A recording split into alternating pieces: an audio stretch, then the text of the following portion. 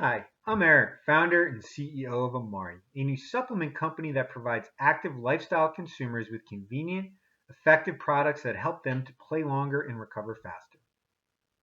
We've started posting to LinkedIn about our experience launching a company and a product in the times of COVID. Our goal is to share what we learn in the hopes that you will find it helpful as you navigate these unprecedented times. Today, we're going to talk about personal support infrastructures. The entrepreneur has achieved hero status in our culture. They're often portrayed as a solo individual who overcame insurmountable odds to achieve personal and financial success. Oftentimes, these stories are compressed, unfolding like the hero entrepreneur has accomplished wild success overnight.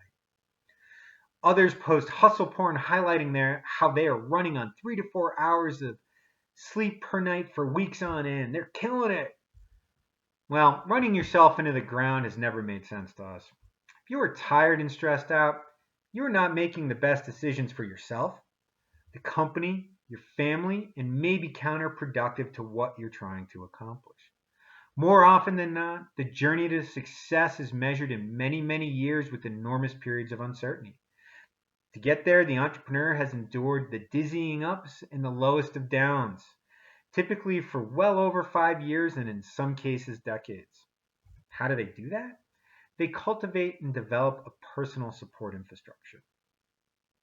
Now, the first observation is that the support infrastructure is unique to each individual. It's different for each person. It's an individual reflection of someone's needs, their strengths, and areas where they need support. If you're actively involved in running a startup, then you already know it is a marathon that feels like a sprint, a physical, emotional, and financial marathon.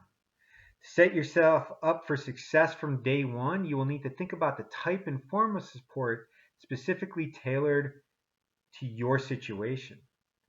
While we'll share what has been helpful for us, ultimately this is up to you to decide, especially as we face new stress in our work and personal lives from the impact COVID is having on our society and the people close to us. So, the first piece to understand is how you process stress. Every entrepreneur feels pressure as decisions are made every day with imperfect information, and there will be times when you have to push hard to meet customer and stakeholder expectations.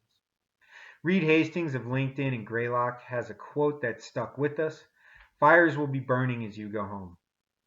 This is one area that took work on our part, but you have to be okay with leaving issues until the next day.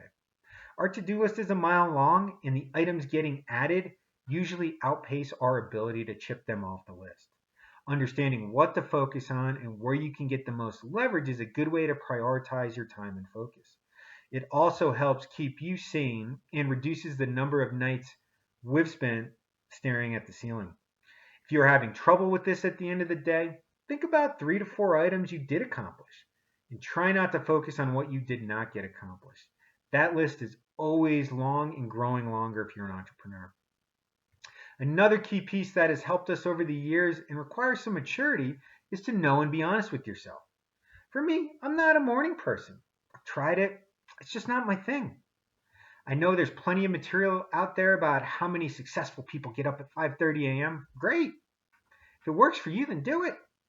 I'd rather get up at 7:30, chip off some of the reading I've been meaning to do. Sometimes that's work related. Sometimes it's about larger macroeconomic issues, exploring new software, video I've been meaning to watch while I drink my coffee. I'm settled in and focused on a work task, ideally not email, by 8:30 or 9 a.m. I'll take a break midday to get some exercise, and that looks like yoga and or a walk with my dog. Some days I use the exercise time to let my mind wander and be creative, and other times I focus on a challenge or issue and see if the solution presents itself. Other days I use the time walking for phone calls to reconnect with old friends, check in with business partners or family members. My routine changes depending on the season. We're in Colorado. In the summer, the nicest part of the day is the earlier part of the morning. I'll go for our walk then. Come fall and winter, when it's warmer in the afternoon, that's when we'll get outside and spend some time decompressing. Now, one of the key advantages of being an entrepreneur is that you control your calendar. It might not feel like it, but you do. Leverage this unique ability to control your calendar to your advantage. Plan your schedule accordingly so it matches your style and plays to your strengths. As an example of leveraging the calendar, I typically work till 10 or 11 o'clock at night. I understand what I am trying to accomplish and can adjust accordingly if my wife and I would like to make other plans. If you have a day or two of warning, it is typically pretty easy to manage and make sure we're maintaining the family time and spending time with your spouse or significant other. Use a shared calendar with your family to make this easy. It's baked into Google or Apple. Now, I can maintain this pace of long days for about 5 to 6 weeks. That's how I know I love what I do before I have to take a day off. But that's just me. I try and stay aware of my personal trigger points for when I know I need to take a break. It's things like getting angry easily, feeling stressed out, lacking creativity, or missing my zest for the startup. Through awareness and taking the time to recharge the batteries, entrepreneurs can become better leaders, make better decisions, and provide a path to management longevity. Now, those were just a few suggestions of mine. More than happy to talk further with you. This is a personal passion where I think kind of the image of entrepreneurs out there is a little skewed these days, when the reality is most of us put in very long days. And the key to that is maintaining your personal ability to continue to do that. So, hope you enjoyed this video. Thank you for watching, and please reach out if I can be of more assistance.